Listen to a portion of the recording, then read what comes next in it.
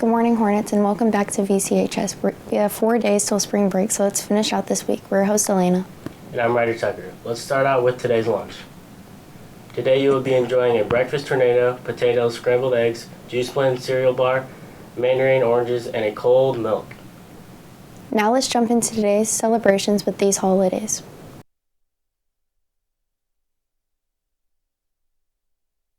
And now a rundown of your top 5 news stories. Hi, my name is Michaela Barnes. I'm here with your top 5 news stories of the day.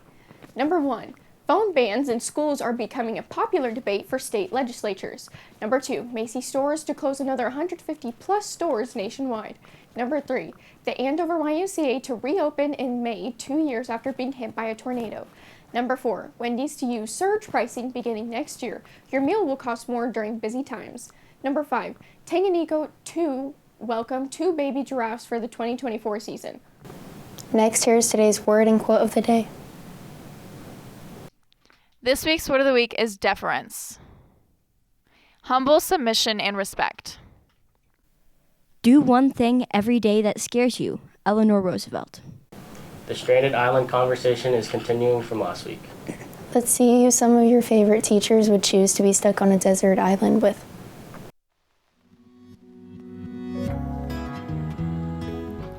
Desert Island, I'm from the generation of Gilligan's Island, and I think the most valuable one is the professor, and that's got to be Mr. Allen. He could make tools out of anything, and he could probably make some kind of device and figure things out to save us and get us off the island. So Mr. Allen.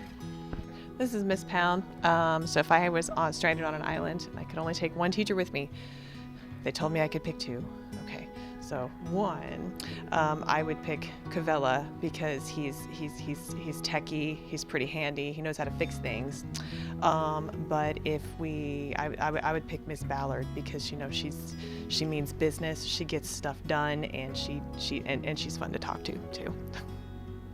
If I was stranded on a desert island, which teacher would I take with me?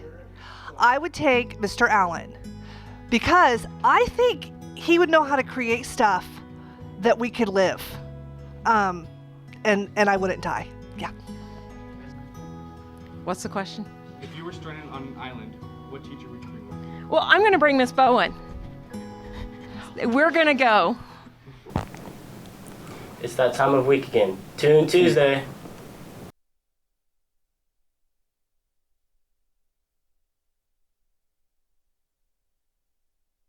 The clouds are keeping it cool out there. Let's take a look at today's temperatures. I'm Mason with today's weather. Today will be a high of 60 and a low of 39. Now for a quick blast to the past. Let's wrap it up with this day in history. Stay classy, VC.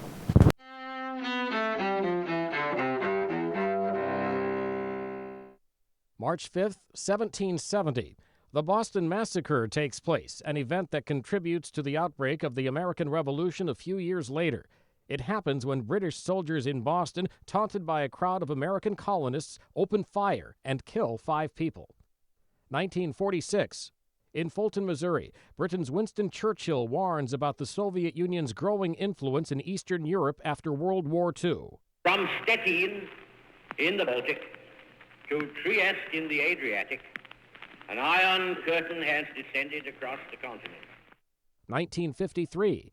The Soviet Union's dictator Joseph Stalin dies at age 73, ending a brutal rule of nearly 30 years that made Moscow a world superpower. 1982. Over? Did you say over? Nothing is over until we decide it is! In Hollywood, comedian John Belushi is found dead of a drug overdose. He was 33. Belushi starred in TV's original Saturday Night Live and the movies Animal House and The Blues Brothers. And 1963. Crazy, I'm crazy for feeling so lonely. Singer Patsy Cline dies with 2 other country music performers in a plane crash near Camden, Tennessee. She was 30. Today in history, March 5th. Mike Gracia, The Associated Press.